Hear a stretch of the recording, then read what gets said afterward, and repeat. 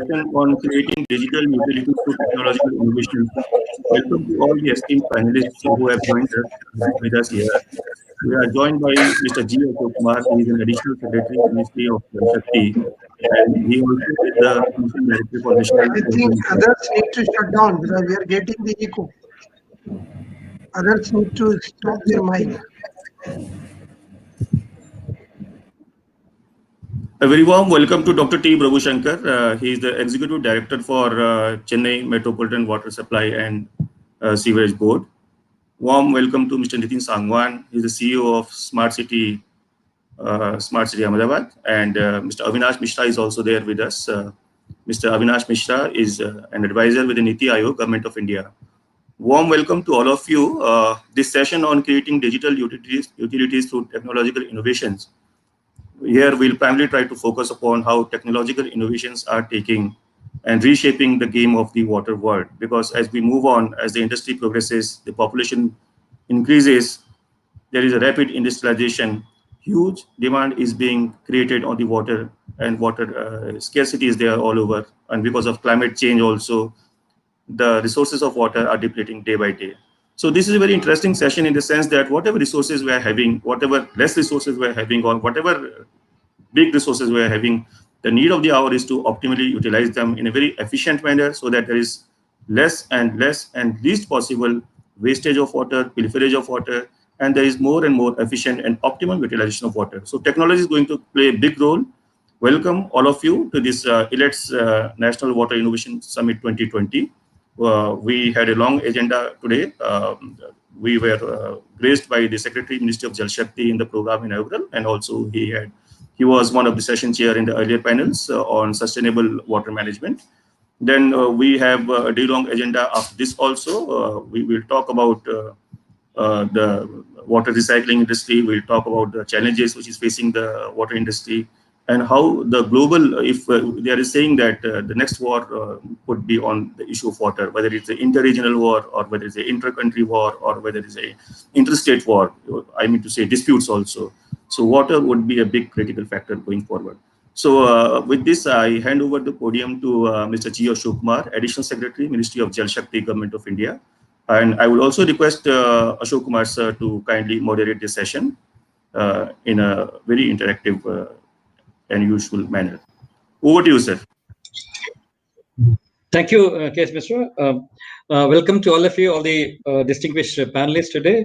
So we are here between the bites or munching the lunch. You know, it's 1 to 2 is a time when it's all lunch or bite time. Anyway, I congratulate Eclat for coming out with very interesting topic. And this, even though this was supposed to be scheduled to be held in somewhere in March, because of the COVID, it got postponed. Nevertheless, it's the nevertheless spirit which will push us through. All of you, I'm very happy to see youngsters Prabhu Shankar and Nitin Sangwan and all, who are also heading the water boards and smart city project.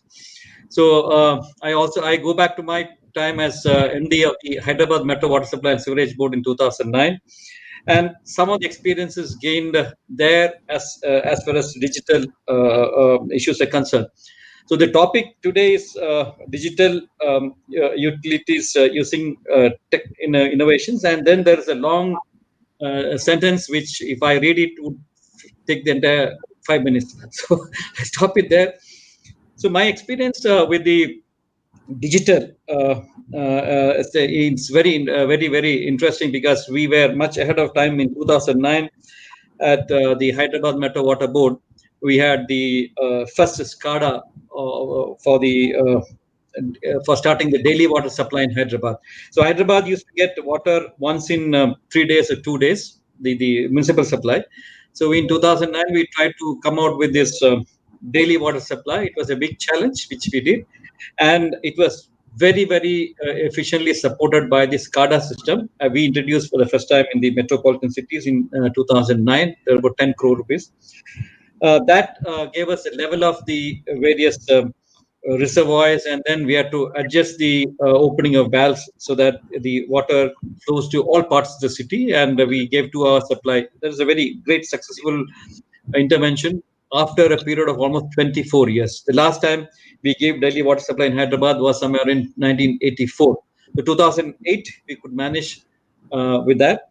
And that is one thing which was very efficiently supported by the digital water utility. The second one was the introduction of the GPS on the tankers. 2008, we introduced the tankers with GPS, much to the chagrin of the tanker operators. They created a lot of problem, but we persisted, and the idea was successful.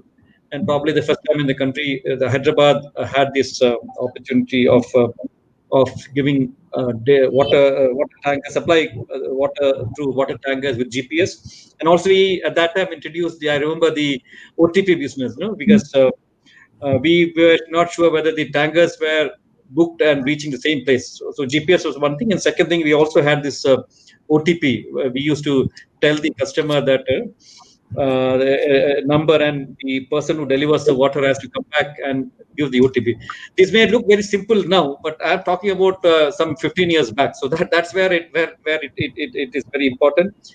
We also had the AMRs in a big way, automatic meter reading. All these things were very good. So basically, as from my experience and from the experience of the youngsters like Prabhu, Shankar, and Nitin, digital water is very important. Technology is very important, not only from the point of view of revenue, but also from the point of view of water utilization efficiency. We are having regular webinars. So I found that some of the persons from the technology side, they were telling about the precision agriculture in Israel. Exact amount of water required by the plant depending upon the stage of the growth, flowering stage, fruit stage, and looking at the temperature around ambient temperature, requirement of water of the plant. The drop of water is put at the root zone so that water entirely used by the plant. So that is the extreme of the digital technology, artificial intelligence, and drones and all trying to give so much information which is processed, and the water requirement is calculated, and exact quantity is required is given to the plant. That's probably the one extreme of this thing. But we also have at the low end a lot of things that can be done, particularly for our countries. As I said, the water use efficiency is one very important thing which we have in fighting. National Water Mission had been campaigning for and fighting. Water use efficiency in the country is very low.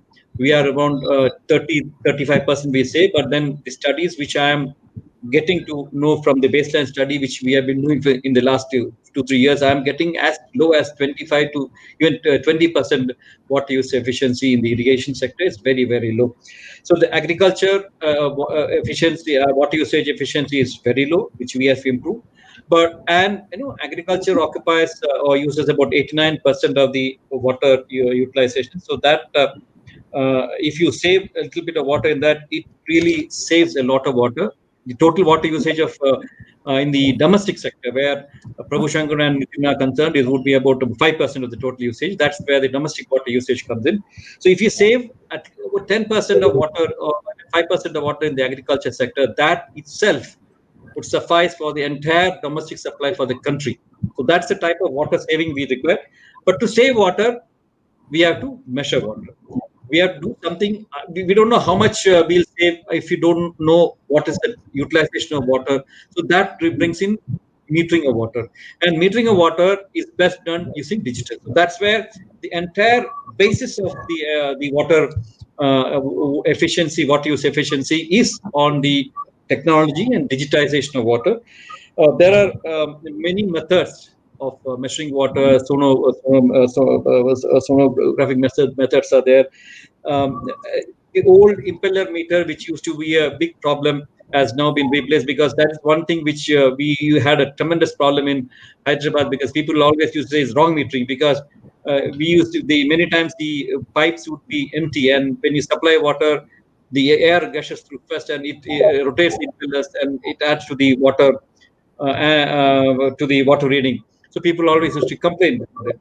So there are new methods of measuring water has come in, and very importantly, we can eliminate the great personalities called water meter readers.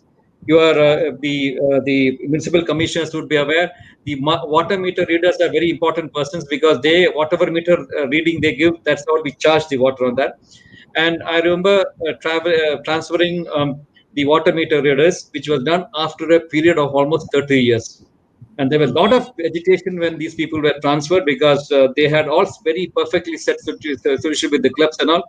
One of the clubs, after the transfer of the meter, we found that from 30,000 rupees bill, it became 4.5 lakh bill because of the nexus the water meter readers have. So the technology can help us in getting the automatic water meter reading, and also can help us in reducing substantially the non-revenue water. It can be used to save leakages, and nearly 30 to 40% of water in urban areas is said to be non-revenue water. We can really substantially reduce the non-revenue water if we are aware of the water which is used. So charging is one thing separately, that is maybe a political reason, but that's a separate thing I'm talking about it. But at least knowing how much water is going through each pipes, and whether water we sent in the beginning is reaching the end of it, or whether leakages are taking place. Because in one of the video conferences the other day, one of the district collectors was telling about the Jal Shakti Abhiyan, where they said no, water is pumping through pipelines, but halfway in the middle, many people are making holes and taking water away. So the water is being pumped is not the water which is reaching at the end point. So that itself, to prevent leakages, to ensure that the water quantity is properly accounted for, you require digital metering, and nothing is better than digital metering with no human interface. So that's one very important aspect of digitization of water. Second important of water is the no, we had actually, when I remember, many of the cities are getting water from long distance. Hyderabad, for example, during my period, we started this Krishna Phase 2 supply, which we brought water from 100 kilometers. And then we started the Godavari supply, which we getting water from 186 kilometers away to Hyderabad. So all these things requires a lot of pressure water transmission through pipelines, and the people around the pipeline are always tempted to make a hole and get the water for their fields. So that is one thing which we have to be very, very cautious about it. And also, we should know the quantity of water supplied to each home, because as I said, the cost of water is very high. You bring water from a long distance using pumping water. Cost of electricity is involved, then treatment is involved, and all this water which we supply to the houses, people use RO and waste 50% of the water, and remaining water actually are used for non-utable. Many of the water are used for non-potable uses. So to reduce the water or discourage the water usage of such high quality of water for non-potable purposes, we require to measure the water, and metering is very essential. And again, I come back to the very basic foundation that digital technology is required for measuring and getting data. Second, another aspect is for the campaign which we have started. I'll take another 2 more minutes. Is about for the campaign which we have started. National Water Mission is something called Catch the Rain. So where we are asking people to catch the rain. So I request the municipal commissioners of Chennai and Ahmedabad, please do some. You have been pioneers in doing it, so please give us what all you have made in the field of catching the rain. Our campaign is Catch the Rain, where it falls when it falls, is primarily to ensure that the rainwater is properly stored and then used for the remaining period. We are basing our campaign on the concept of rain centers, which is very popular in Chennai. So we have borrowed a leaf from their book and then utilizing it here. So I tend to like to hear from there what they have done on this. Also, if they do not have time to send it, please send it to us at the website called catchtherrain.nw. I repeat it, it's one word, catchtherain.nwm is National Water Mission. Catchtherain.nwm@gmail.com. And please send us what are the innovations you have done for catching the rain. So we are also probably looking at some awards and also the people who have done better. So so for that, forecasting is very important. Forecasting is again a highly technical subject. The technology is very, very essential for forecasting the rains. We have to properly plan the opening of dams. We have to properly manage the flood. We have to properly know. For that, we have to know how much rain is about to come. Because in Kerala last year, they opened up all the gates and really created unnecessary flood. And then afterwards, there was no water. So the balancing of opening of reservoirs is a very technical subject which requires a lot of technical inputs. Digital digital inputs is required for that. And uh, industry, the last point is about industries, because all what you say as efficiency has to be there in the domestic sector, the industry sector, and as well as in the agriculture sector. In the industry sector also is reduce, reuse, and recycle is the three mantras which people always use. Also, we have to recover and respect water. The fifth R is the respecting of water. We have to respect the water. We have to know the value of water. We have to price the water. All these things requires digitalization. I remember in water in the Hyderabad city, we had this water ATMs and the prepaid water meters way back in 2009, which were very well received. So probably people, you give free passes to them, but then when they draw the water, let them know what is the value of the water which they are drawing. So probably this is what I would stop here with one more line. We have in the National Water Mission started something called Dialogues with the DMs. We were having this water talks every third Friday. Last water talk, we had almost 70,000 people participating. Every third Friday from 3 to 5, we have the water talk. And from last for August 7th onwards, we have what we call as the dialogues with the DMs. DMs who have been doing good work in the water harvesting structures as part of the Catch the Rain campaign. 3:30 to 5:30, we are also discussing with them. So if you have if you also have done good things, please send across to us to the email I mentioned, catchtherain.nwm@gmail.com. We will also invite you to present your innovations in the campaign. This gives a national platform. We had about 30,000-40,000 viewers in these sessions. I stop it here. Thanks once again for the Eclet for the giving this platform, and I'm very eager to hear my young colleagues Prabhu and Nitin and others. And Avinash anyway is our regular person. We meet very regularly every time, almost every day we meet in some platform. So we would be happy to hear all of you youngsters who are doing very such innovative works. Thanks a lot. So we would say about 10 minutes for each of the people, so that I stuck to my time. Please, others also kindly try to stick to the time. Okay, thank you. So we start off with Avinash. Avinash. Yeah. Okay. Yeah. Okay. So I have come with a small presentation, and I believe the 10 minutes will be a longer period for really to speak on water and on a digital. So that way I'll just take a little time, maybe 2-3 minutes, and let me share my screen because I'll go with the PPT format.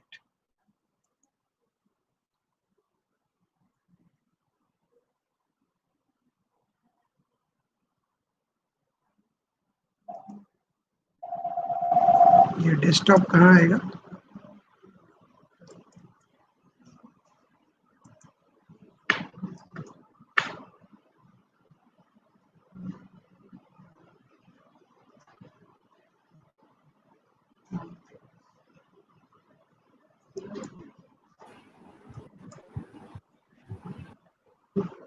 खोल के रखूँ क्या?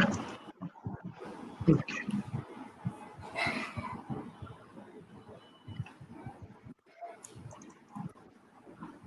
Shall I ask the technical team to share it from their end? No, I'll just share. I think I must be able to share, and not much difficulty.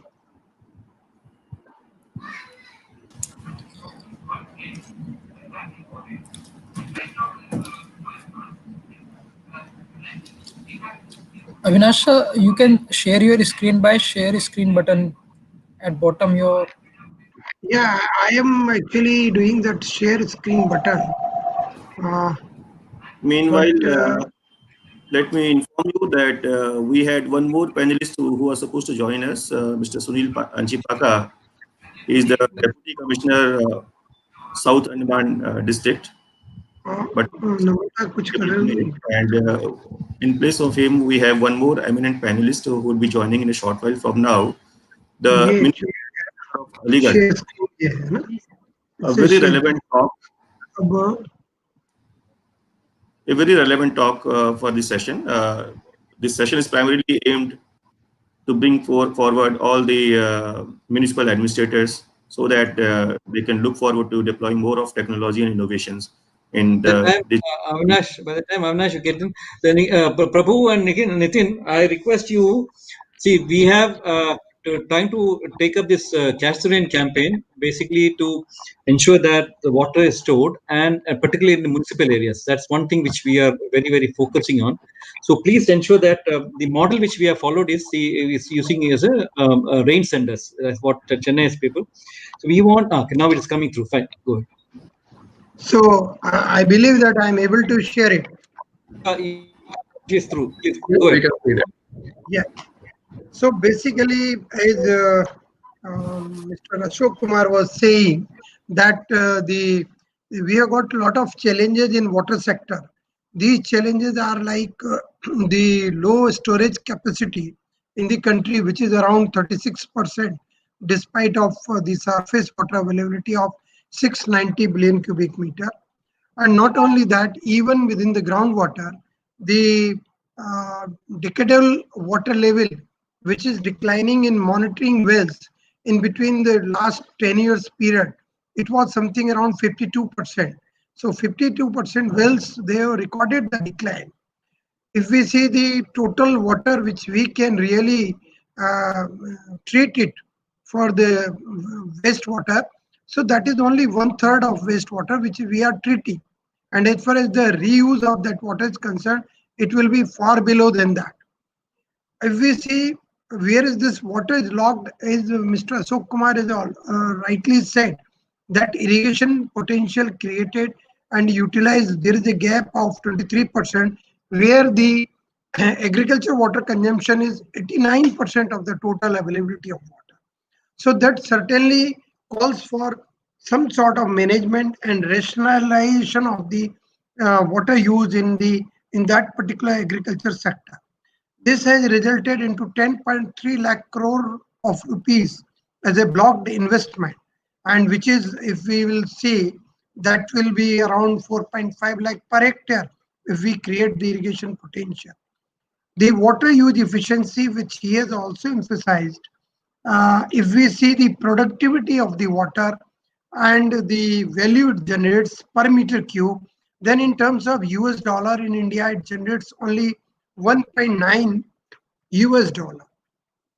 Whereas in Russia, it is 10.7, in Singapore, it is 85 US dollar as compared to 1 meter cube of water, and in UK, it is far more. So that means that we need to really economize our uses. We have to really manage properly our resources. Now, actually, if we see what are the characteristics of innovation should be, the challenges in water sector are complex, which need innovative solutions.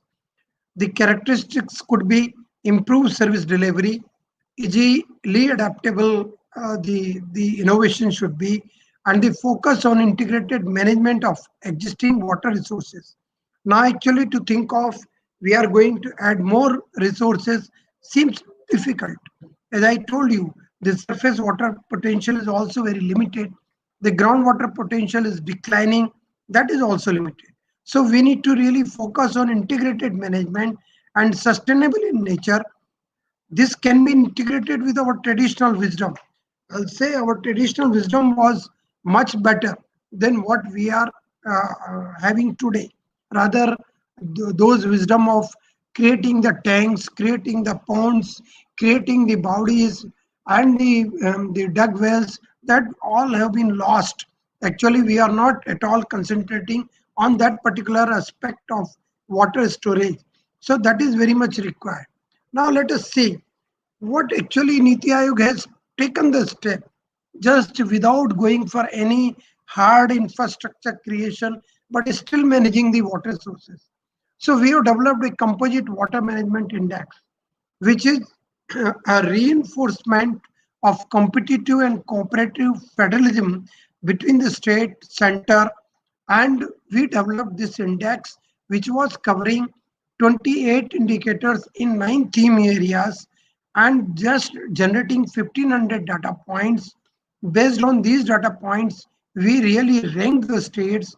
What are the in means in what way you could be ranked in management of your water resources in all sectors, not only in irrigation, but even for wastewater reuse and also for drinking water purposes and also for watershed development and in terms of irrigation efficiency improvement and all these in all these efforts. We also actually compiled there the best practices which can be adopted by the state. This composite water management index, when we introduced, 80% of the states shown improvement with average change in their score of managing water, something to the tune of plus 5.2 from the stage 1 of CWMI to stage 2 of the CWMI. So that means even the software activities, the digital and the recording and the measurement could also bring some change. Let us see what other changes could happen in the country and abroad. You see, the Nagpur City of Water project, there was a decision which was taken that there will be a 24/7 water supply to a Nagpur city. There was a consortium between the Veolia and Viswaraj infrastructure, and thereafter it was decided that the Nagpur Municipal Corporation will have a fixed tariff and the collection and operation and maintenance will be handed over to the consortium for a period of 25 years.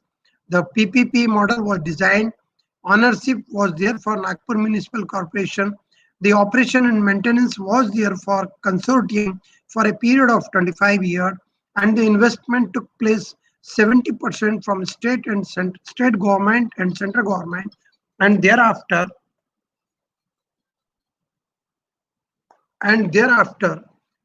the equity along with some debt was brought by the consortium partners. The achievement, what they could do, they could detect some 1 lakh unauthorized connections, the commercial losses decreased, and 24/7 water supply could be restored. With the same quantum of tariff, actually, this could be done.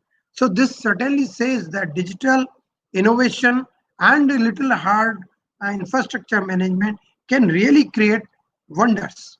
Let us see what the other end it has been done. Andhra Pradesh Water Resources Information and Management System, the APWRIMS, is a smart water solution platform targeting overarching objective of sustainable water management in the state. This collected data from 1,254 piezometers on real-time basis across all the 13 districts of Andhra Pradesh, correlates the information with all 1 lakh 5 around 15 lakh plus borewells, collected soil moisture data from 900 plus locations, has data related to 100 plus reservoir, 40,000 minor irrigation tanks, and 15 lakh agriculture borewells, and more than 10 lakh water conservation structures. So all this data can be brought in one platform, and thereafter the real-time basis, the recording could be carried out. As a result, there was an increase of 1.85 lakh hectare of horticulture crops in the area. Groundwater levels improved to the level of average 2 meter across the state and stabilized an ICUT of 7.11 lakh acres. Basically, this was an ICUT which used to be under the influence of drought in case of the failure of rain and all other. So that could be stabilized, and they could save 970 million megawatt of hour of energy, which was used for irrigation purposes and this cost around 4850 million rupees. So this is what actually could be brought. Now let us see our another the best model which could be created.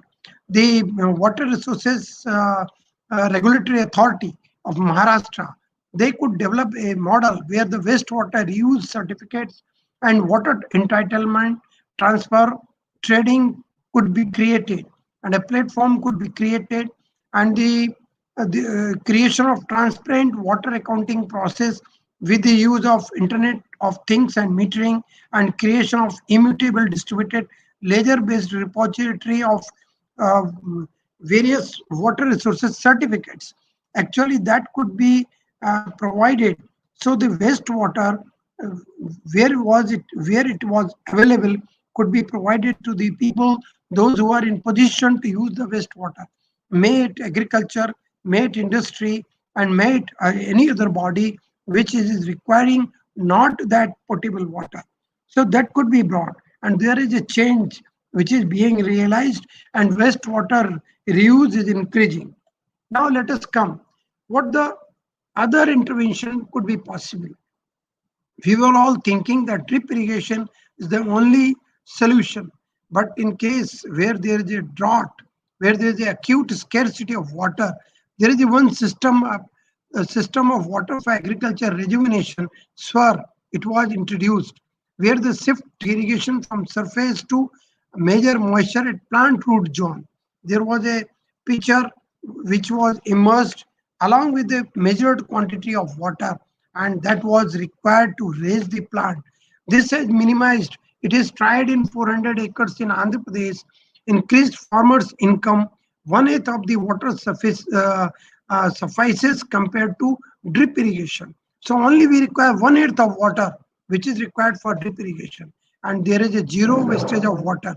There is a no wastage of water. There is no deep percolation of water. There is no further evaporation of water. So this has added. So now the innovative technology is on, and the water consumption is really being rationalized. Let us see another scenario. What should be there? The NITI Aayog actually is just developed a decision support system, which is what we wanted to do a reservoir planning and management, block level crop planning, village water budgeting, and water security plan, smart grid lift scheme wherever it is required. And the data is being collected from IMD, Central Government Water Board, India Forest, Agriculture, the cropping pattern and crop, State Data Center, then population census, MI tanks on Bhuvan portal if there is a watershed, and the Panchayati Raj and database, horticulture, animal husbandry, where the livestock water is required. All this is brought to be on one single platform. And then the data from satellite about the cloud density and all, and the water spread area, crop acreage, crop health, soil moisture content.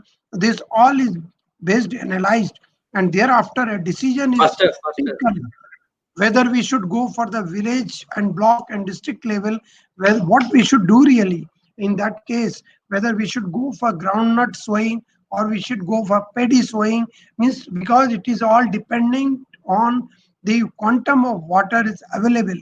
And the quantum of water is required to feed the people living there, the feed to livestock and all that. So this is the high-tech water budgeting exercise. I think now we need to really move in this direction. The area to really conserve the water and to use the water and to use it in a digital interface should be like this.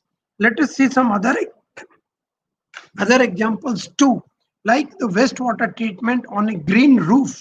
Now actually cities and mega cities, they are finding lot of difficulty if we want Avinash, to view. थोड़ा जल्दी कर देना Avinash, we are running very late. Okay, then I'll slide to the other one.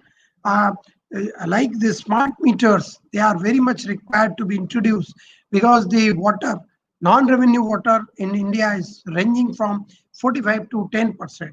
So this is all required.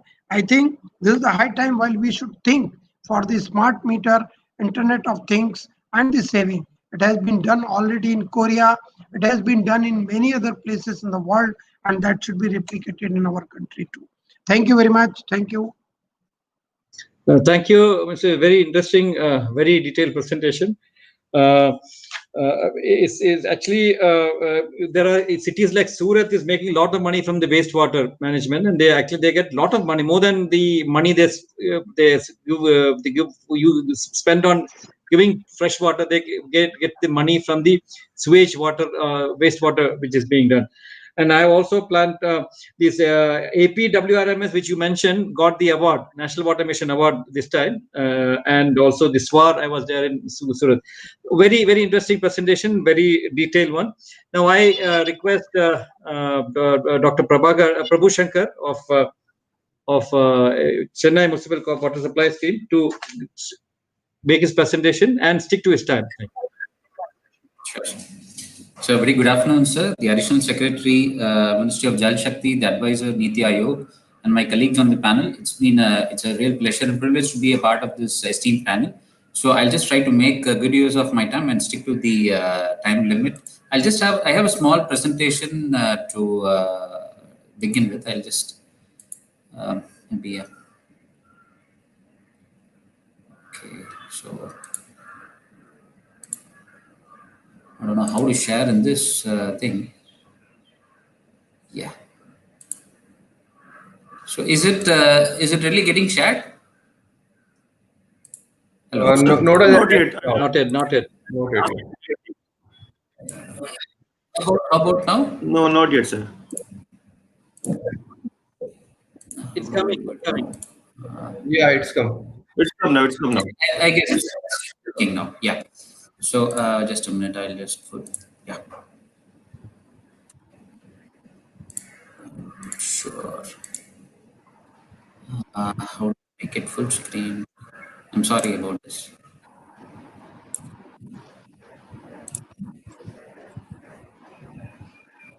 So is it really visible, sir? This one, the full screen?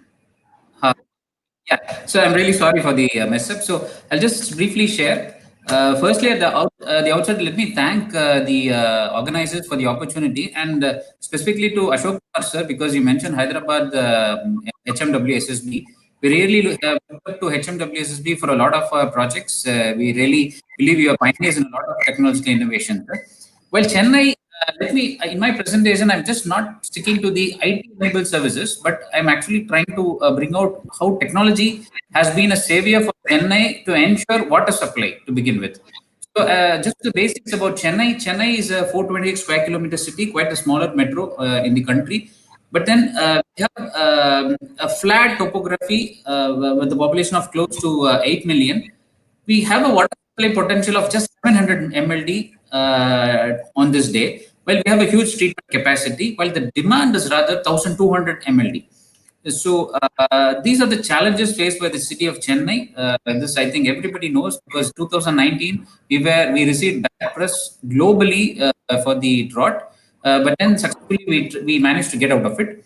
Chennai doesn't have any perennial water source; it's primarily monsoon dependent, and the supply demand mismatch, along with the inequitable water supply, has always been a bothering problem for us.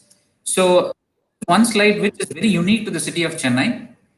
60% of our water comes from the surface water from the reservoirs. 16% comes from desalination. So Chennai has the unique distinction of being the one city with have 2 desalination plants with 200 million liters per day of treatment capacity. We also have 10% derived from reused wastewater. So I was mentioning about Surat. So I'll share how Chennai has really been the reuse capital in the country with our various initiatives. The groundwater contributes to be around 9% of the water we supply. And this slide just sums up what all things we have done. So the supply-demand mismatch has been something which has been a perennial issue for Chennai. And this board asset was formed in 1978.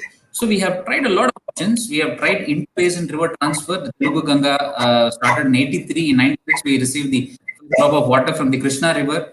Then we were the pioneers of rainwater harvesting as early as 2002. And now this is it's sort of embedded in the genotype of the city. And we had another river basin transfer, inter-basin river transfer in 2004, the new Viranam pipeline. And it is only after that we started looking at technology as the solution for the water supply problem. So we had our first desal plant, which was a deboot plant, a public-private partnership plant in 2010. In 2013, we had the second desal plant, which is an EPC contract, and it's an asset owned by the board. And in 2020, wastewater, it was a very unique landmark in wastewater reuse where 2 TTRO plants, tertiary treatment reverse osmosis plants, were set up especially for industrial use. Now the industry is in Chennai, and as we all know, Chennai is an industrial hub, especially the automobile hub. So all these industries and the petrochemical industries in the northern part of the city now exclusively use only reuse water, which is the TTRO water. So this is the supply-demand mismatch curve. As we see, we have elaborate plans. Right now, the supply is much below the demand, and we do have some light at the end of the tunnel, wherein in another 4 to 5 years' time, we will be catching up with the demand. So this is the way forward we have planned for Chennai city, and much of it, the solutions are technological things. So source diversification is seen as a major problem to solve the Chennai water riddle, wherein we want to focus more on desalination, wastewater reuse, rainwater while the other conventional things like rainwater harvesting, water bodies and restoration, and the other thing being quarries. In fact, we are being awarded this evening for this. And lastly, last but not the least, demand management has also been a vital strategy in the days to come. So these are the various things. I'll just skip this slide for want of time. So desalination plants, apart from the 2 existing desalination plants, in Chennai, we are coming up with 2 plants, 150 MLD, which is ongoing, and a 400 MLD plant, which is about to come up in 2-3 months. We're going to tender it out. So Chennai has really investing big on in technology in desalination, and we intend to have 750 MLD of water to be sourced only from desalination. Wastewater reuse, again, Chennai has been a pioneer of sorts. It was since 1993 where we started supplying secondary treated effluent to the Manali petrochemical industries, CPCL. And till now, we have been regularly supplying water, second treated. They have an in-house tertiary treatment TTRO plant and supplied to the industries. And as I just mentioned, TTRO plant is 2 TTRO plants with an installed capacity of 90 MLD in total have already started functioning. And here comes the grand plan. So the TTRO plant, as I said, it's again funded by Amrit and World Bank, and the other project is funded by Amrit and the JICA. So these plants have already started functioning. But this is the grand plan which we have for wastewater reuse. In fact, Chennai is the first Indian city to reuse 10% of the wastewater it generates. We have a very grand, ambitious plan to generate at least 50% of the total sewage generated. So this is what we have, an indirect potable reuse model, which is modeled upon the Fairfax County of United States of America, wherein we would be, the secondary treated effluent will be further treated with ultrafiltration, and that effluent will be discharged into the water bodies. It's like a hub and spoke. We have STPs at 4 locations. The lakes around each STP would be receiving this reuse, the TTUF water. We plan to blend it with fresh water, draw water again with a downstream water treatment plant and supply. So it would be a decentralized model which will have a lot of fringe benefits as well. It serves to rejuvenate the lakes. It serves to have a closed loop of water supply in the community, and also tends to decentralize, making it an energy efficient process. And as Sir was mentioning, we are pioneers in rainwater harvesting, and now there's been a renewed thrust on rainwater harvesting, and household level grey water recycling at a household level has also been fast catching up in Chennai.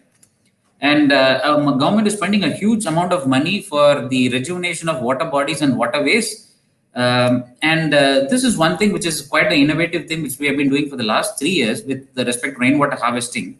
The abandoned quarries, Chennai being the southern part of the city being a very rocky terrain, we have a lot of abandoned mining quarries. And we have been converting them as water reservoirs. They make for excellent water reservoirs simply because they are the surface spread of the reservoir is lesser, making the transpirational losses much lesser. So they develop as wonderful reservoirs, and now we are systematically converting all the quarries, abandoned quarries in and around the city of Chennai for water harvesting and using them as reservoirs. In fact, they have been quite handy in managing the drought in the last couple of years. But then we have really realized that chasing the supply for Chennai will be a never-ending exercise, and it will be an exercise in vanity. So we in vain. So we have gone for demand side management programs as well, and to ensure water use efficiency. And that is where we are taking up a huge study to study the gaps in water supply distribution network across the city with JICA funding. And the World Bank has, we are in talks with, we are discussing with the World Bank for a Chennai city partnership, wherein a huge amount of money would be spent to have a complete IoT platform with all these things inbuilt, setting up DMAs, replacing all the old pipes, hydraulic reinforcement, storage augmentation, and metering. We have realized that technologically, in a city like Chennai, which has an once alternate day water supply for just 2 hours once in every 2 days, the meters fail. So we really have to ramp up the entire water distribution network completely and then meter. But parallelly, concomitantly, we have started fitting smart meters under the smart city mission for our high value consumers. We have fitted AMR meters, as sir rightly pointed out, which can just be monitored from the office. So we've already set up for the high value consumers, and it has paid us rich dividends. And we have really looked up to the Hyderabad HWCs for GIS mapping of all the assets. And in fact, we are really looking forward to implement the 24/7 water supply program in a lot of areas. So in effect, it will be a closed loop water system, which we are planning with a lot of decentralization. So to conclude from the Chennai experience, I would say technological upgradation is essential for the sustainability of water utilities. And this COVID especially has been a real warning, because with much of our systems not being automated, we had put a lot of our staff manually in the line of fire, because much of our systems are manual. We really had to have a lot of people on the field and put them in the line of fire. And it's also essential that it's not just a supply side, but a lot of demand side interventions also need to be done on the technological front. And customization should be based on local felt needs. It should not be a one-size-fits-all approach. We really need to study the local scenario and then have a solution for it. And like we have started, we need to integrate our municipal system department with the other departments. For industries, things have already been tied up, but one crucial element which is missing is agriculture. We really need to follow the footsteps of the Israeli counterparts for a complete closed-loop water cycle. With these words, I thank everyone for the opportunity. Thank you. Thanks, Balshankar, and thank you for sticking to your time. You are very, very precise, and it's like precision agriculture. Very nicely, 10 minutes you completed. Very innovative things you said. The desalination, as you mentioned, Chennai is the pioneer, and WABA, because we have been associated with them in various other fields, they have been doing that.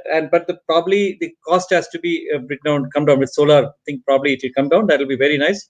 Coastal areas, coastal cities can really look for this desalination plants. And the treatment, tertiary treatment plant, that's very, very innovative thing. And the one for using this wastewater, blending with the water in the lakes, and then using it for generating water in the decentralized area is very, very welcome. And probably that's what India should look at.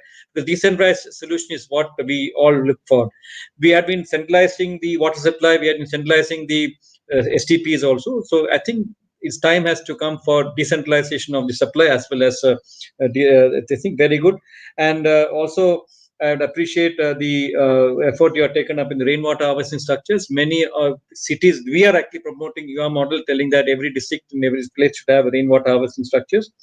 Very nice of you. And I hope that your initiative in TTRO would be a role model for other part of the country, and others will follow it.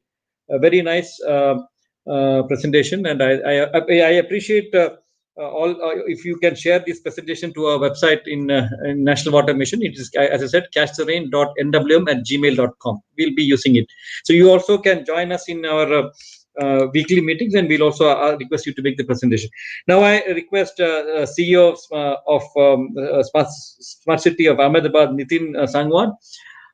Smart City is a concept which is evolving, and smart meters is one of the very important vital pillars of the smart city concept. Ahmedabad actually is known for many innovative solutions. I request Nitin to go ahead with this presentation. Thank you. Thanks a lot, sir. And listening from Prabhu Shankar sir has been really enlightening. I think he has covered all the points regarding digital solutions and smart technologies which can be implemented in water management, and I believe he stole the thunder of the show. So I would not repeat the things that he and Ashok sir and Mishra sir has already covered. So I will try to touch upon a couple of other things which I think which are unique. First of all, as rightly mentioned by Prabhu Shankar sir, we should be looking when we are dealing with water management, we should be having a system view. I mean, right now, what we are doing that in whether it is in urban areas or in rural areas, we are dealing things in a piecemeal manner. Whether it is water conservation regarding say drip irrigation or say water treatment plants in cities, so we deal one thing by one. So I think we need to integrate all the stakeholders. For example, we need to take industries along so that the treated water which can be used by industries, which Surat is already doing. And secondly, similarly, we should involve household and common citizens in our bid to use technology in water management, because unless we involve people into this movement, then the results are always suboptimal. For example, we need to rethink how the household toilets they can be redesigned and they use less water. Many institutions are doing that. For example, if we go into the shopping malls in big cities like Ahmedabad, there are many shopping malls which have come with waterless urinals. And similarly, there have been many new designs of water faucets which are being used in homes which use very less water as compared to the regular faucets. And similarly, showers are of that nature. So these are some areas that we know in which we need to involve citizens, and we need to make technology accessible to all, and everybody uses that, and so that there is a scalability of that. And one area that has been rightly mentioned in this session, that we need to decentralize our water operations and water management systems. Water treatment plants is one example, because whenever we are treating water in water treatment plants on a grand scale, then there is a higher carbon footprint. Because if we do it in centralized manner, then we can transport that water in a much efficient way. We can do garden landscaping by that water, and we will be saving fuel in that. Similarly, if there is a effluent plant, a treatment plant near industries, then that water can be supplied back to them, and in a very cost efficient manner. So this is one area that I wanted to highlight, that we are already doing in Ahmedabad also. And apart from treating water, there are many other components also. For example, the sludge which is coming out of after treating the water. So we need to integrate with farmers also. In Ahmedabad, we had a pilot project of radioactively treating that sludge, and the sludge is now being used excellently as a good manure. So that is one innovative idea that we experimented here, which can be replicated in other parts of the country also. So and another thing that we have done here is geo mapping of our utilities, lines, and assets. So it is helping us in preventive maintenance also, and it is also helping us better in interdepartmental coordination, especially the roads and building departments and other agencies, utility agencies, which need to which require opening of roads. And sometimes when you don't know that where the lines are lying, so there is always a suboptimal maintenance, and due to lack of such kind of integrated information. And in Ahmedabad, there are also regulations which mandate buildings with a certain number of area beyond a certain amount, that rainwater harvesting and rainwater recharging ground wells, they are mandatory in these buildings. So I think that is one idea that I wanted to share with everyone. And I think most of the things have been said, so I would not repeat those things. So we can also leverage emerging technologies. For example, using artificial intelligence and drones, we can map our water bodies and water assets, and may make future projections of demand and supply also. There is technology available in which you can use drones and map your ponds, lakes, and water bodies, so that how much rainwater that you collected in that particular year. And finally, I think every big city is coming up with this integrated command and control center. So this can serve as a nerve center for water management also, including drainage and drinking water and stormwater management. So that is one thing that we can further leverage. So I think we are already up with the time. So I will be stopping myself here. And I must thank everyone for inviting me to this this great platform. Thank you. Thank you, Nitin. Very good. Ahmedabad and particularly Gujarat is one of the pioneers in the wastewater treatment, because I think there is a policy which ensures that the industries should first get the refusal from the municipalities that they don't have water. Then only they are permitted to go for any other source of water, even from river or even groundwater. So very interesting policy. I think JP Gupta Bashwat is there. He is the one who has been telling us in this the policy of Gujarat in ensuring that the treated wastewater, it should be the first demand for the industries. Then only other sources are even explored. Probably all states should now look into that.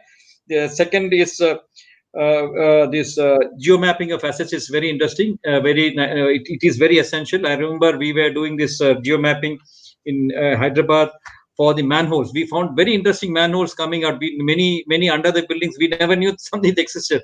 So and many times what happens, these our left-handers know what right-handers. The corporation goes and doing the carpeting of roads. So many times your pipelines, your manholes get submerged, and on top of it, you will never know there's there's underneath there's a manhole. So we had this manhole mapping to be done with specific location geotagging of that places, and what's the type of manhole, how much is the depth, and what is the type of construction. Because one major problem which all of you city would be facing is in summer, in winter, when the rain comes, many of these if they're missing a manhole, so that people may get lost in this manhole, because it used to happen very regularly in Hyderabad, because the manholes were used to be made of a cast iron. So people used to steal it and for 100 rupees and for a drink, and that hole will be gaping open hole will not be visible during heavy rains. Many people lost their life falling into this manhole. So manhole mapping was very essential, which I remember we did it. So this type of utility assessment which Ahmedabad has done is very good, because it also helps us in unnecessary digging of roads, unnecessary cost in recarpeting of roads, and then inconvenience to people. Very nice innovation they have done. And of course, the reducing the carbon footprint by having decentralized water pollution is very interesting. Incidentally, let me take one more minute on the Catch the Rain campaign, which we have been doing. We have started this campaign somewhere in February with the tagline, "Catch the rain where it falls, when it falls." The rain is falling now in Delhi also. We want to catch every drop of it. Our idea is that if the rain is caught and utilized properly, we will conserve water, improve the soil moisture, include the water table. All these things are general information, general knowledge. But one very interesting side benefit we found was that it reduces the water logging and urban flooding. It is like a reverse of crowdsourcing. What is crowdsourcing? Everybody puts in a little bit of amount of 1 rupee each, and then become a huge amount of money. That's crowdfunding or crowdsourcing. We are looking at something crowd saving. Huge pool of water in the waterlogged area can be reduced by everybody saving little bit of water. So what we should do is, in the household, you should not let the water go out of the compound, or you literally very little water to go out of the compound. This will help in the maintenance of the road, because our roads have very small stormwater drains, which is actually designed to carry water rain falling in the roads. But now what happens, we have paved all our compounds, and using concrete and then tiles, all the water flowing there also comes out to the road, and it goes beyond the carrying capacity of the stormwater drains, which causes flooding, which causes damage to roads. And corporation has to spend a lot of money on desilting these drains, and also recarpeting the damaged roads, and also disaster management or relief for the waterlogged areas. So this can be prevented if we are catching the rain where it falls, when it falls. So this is a campaign. And one more thing which we in the Catch the campaign is preparing creating appropriate rainwater harvesting structures suitable to the agroclimatic conditions and the soil conditions. What is suitable in Chennai may not be suitable in Maharashtra because the soil structures are different, and with total people's participation. So all what we mentioned here is there. So it is creating appropriate rainwater harvesting structures appropriate to the soil conditions and climatic conditions with people's participation, and also includes identifying and enumerating all water bodies. There are a lot of urban water bodies in the cities which have been encroached upon by the people, real estate people. So if we can take their old revenue records and look at where are the water bodies, locate the water bodies, and with the help of municipality can do a drive to remove the encroachments in the water bodies, deepen this water body, and also remove the encroachments of the channels which bring water to this water body. So we need a place for water to flow into this area. So these can be done up. These are the things which we tend to do in the Cash to Rain campaign. It will be very helpful. So Nitin, I also thank you for doing this wonderful presentation, and I'm sure that Ahmedabad will definitely, as usual, emerge. And I hope this COVID situation is now under control there. Anybody joining us in place of Suni Anchipaka? No, sir, he would not be joining. Okay, that's in all. The municipal commissioner of Aligarh was also to join, but he too is not able to join. So, we have got our time, so I'm happy that we could keep the time to. It's 2:07. We are supposed to finish at 2 o'clock. Yes. Nice, everybody, very valuable input given. So I think I thank all the panelists for giving good inputs and keeping the time, and wish you all the best. All of you kindly join us for the meeting on the dialogues with DM, which is on Saturdays, every Saturday, 3:50 to 3:30 to 5:30. You can come to our Facebook, National Water Mission Facebook. You can see it. Or you can, as I said, request, send an email to us. We'll send you the link for joining us. But it will be available in the National Water Mission portal on our Facebook also. It can be right. We were getting about 70,000 viewers in the last talk. So I request all of you also to join. So you can also intervene and participate in this camp, in the conference. Thanks a lot. Thank you, sir. Thank you, Mr. G. Ashok Kumar, for moderating the session so well. My sincere thanks to Dr. T. Prabhu Shankar, the Executive Director of Chennai Metropolitan Water Supply and Sewerage Board, Mr. Nitin Sangwan, CEO of Ahmedabad Smart City Limited, and also Mr. Avinash Mishra from the NITI Aayog. You all have been able to give us a very futuristic perspective of the water industry and what is there in the future, what is there in the store there for the future. So with this, I'd like to thank you. And before we conclude, I would request our technical team to present the speaker certificates to you. I begin with Mr. G. Ashok Kumar. He is the Additional Secretary, Ministry of Jal Shakti, Government of India, and Mission Director, National Water Mission. Thank you. Very good. Thank you. Thank you so much. Then the next certificate goes to Shri Avinash Mishra from NITI Aayog, Advisor NITI Aayog. Thank you so much. And Dr. Prabhu Shankar, thank you so much for joining us. And the certificate for participation goes to Shri Nitin Sangwan, CEO of the Ahmedabad Smart City Limited. So with this, we have been able to conclude this session just on time. Our next session begins at 2:15. And the next session is also a very interesting session on the large and mega projects like river linking, like mega projects, like large scale infrastructure and investments, plus also the investments in the water sector. So we look forward to see you there. Plus also we have got an award ceremony from 7 o'clock to 8 o'clock, and where we have attempted to recognize some of the most innovative practices in the water management and water conservation ecosystem. The timing is from 7 o'clock to 8 o'clock, and we would request all of you to be available there also. Thank you so much once again, and thank you, Nisha, also joining on behalf of the NITI Aayog person.